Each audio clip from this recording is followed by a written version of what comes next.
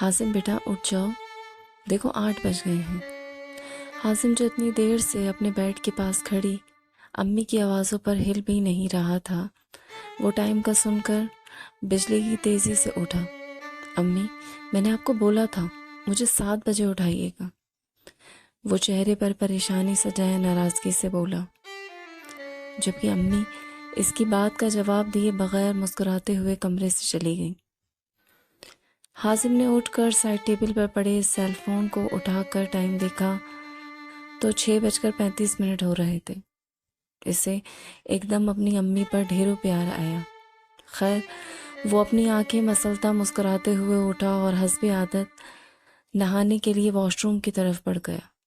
وہ ہاتھ میں ایک انداز میں اپنا سیل فون پکڑے سیڑھیوں سے نیچے اترا اور ناشتے کی میز کی طرف بڑھا۔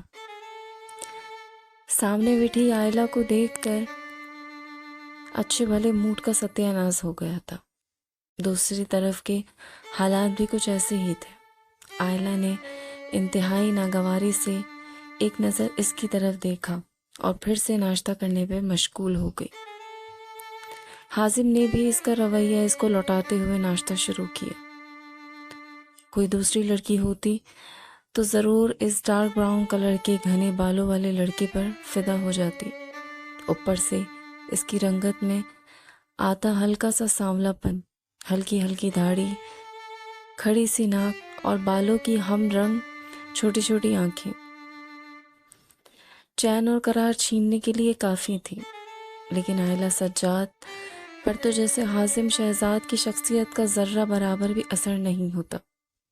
وہ ناشتے کے بعد کچن میں موجود امی کو اللہ حافظ کہنے گیا اور کہتے ہی انتہائی عجلت میں کچن سے باہر جانے لگا کہ امی نے آواز دے کر اسے روکا۔ جی امی، کوئی کام تھا؟ حازم نے نرمی سے پوچھا۔ وہ ہمیشہ سے ایسا ہی تھا، اپنی امی کا حد سے زیادہ فرما بردار۔ ہاں بیٹا، وہ آئلہ کو یونیورسٹی چھوڑا، تمہارے تایا ہم پر بچے کی ذمہ داری چھوڑ کر گئے ہیں۔ اب اچھا نہیں لگتا کہ وہ بسوں میں خوار ہوتی پھرے۔ جی امی، وہ انتہائی سعادت مندی سے بولا، لیکن اس کا دل بالکل بھی نہیں چاہ رہا تھا کہ وہ اپنے ساتھ لے کر اسے جائے۔ بقول حازم، آئلہ ایک بد دماغ لڑکی ہے جس سے بات کرنے سے بہتر ہے انسان اپنا سر دیوار میں مار لے۔ پر بیچارہ امی کے حکم کے خلاف نہیں جا سکتا تھا۔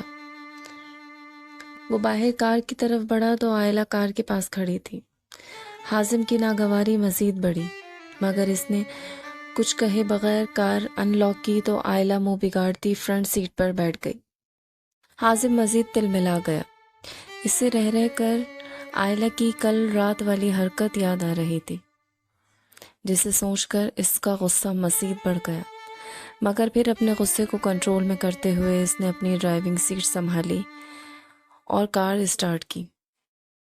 حازم کل رات جب گھر آیا تو خلاف معمول آئلہ جاگ رہی تھی اور غالباً اس کا ہی انتظار کر رہی تھی۔ آئلہ اس کی طرف بڑھی۔ اس سے پہلے کہ وہ کچھ کہتا، ابھی وہ حیران ہونے والا تھا کہ آئلہ بول پڑی، کھانا کھاؤ گے؟ ضرور، حازم نے خوش دلی سے کہا۔ وہ آئلہ کے منہ کے بگڑے رویے دیکھ کر مزے لے رہا تھا۔ اچھا پھر جاؤ، منہ ہاتھ دھو لو، فریش ہو جاؤ، کھانا گرم کرتی ہوں، اس نے کوفت والے لہجے میں جواب دیا، جبکہ حازم اوکی کہتا اپنے روم کی طرف بڑھ گیا۔ وہ جانتا تھا کہ امی نے ہی اس کو کہا ہوگا، کیونکہ آج اس کی امی کی طبیعت صبح سے ہی کچھ خراب تھی، سو وہ اندازہ کر سکتا تھا کہ وہ اب شاید جلدی سو گئی ہوں گی۔ انتہائی سست رفتاری سے وہ کھانا گرم کرنے لگی، پھر کپ بورڈ سے پلیٹیں نکال کر وہ ٹیبل پر سیٹ کر رہی تھی۔ حازم کا کوئی بھی کام کرنے میں اسے کوئی دلچسپی نہیں تھی اور کوئی خوشی نہیں ملتی تھی، بلکہ وہ تو الٹا اس کے کاموں سے چڑ جاتی تھی۔ اب بھی وہ یہ سب کرتے سوچ رہی تھی، بھوکا کہیں کا۔ کیا تھا جو آج کا کھانا اسکپ کر دیتا؟ خواہ مخواہ 2 گھنٹے سے جگایا ہوا ہے مجھے، موٹا کہیں کا، ہر وقت کھانے کی ہی پڑی رہتی ہے اسے۔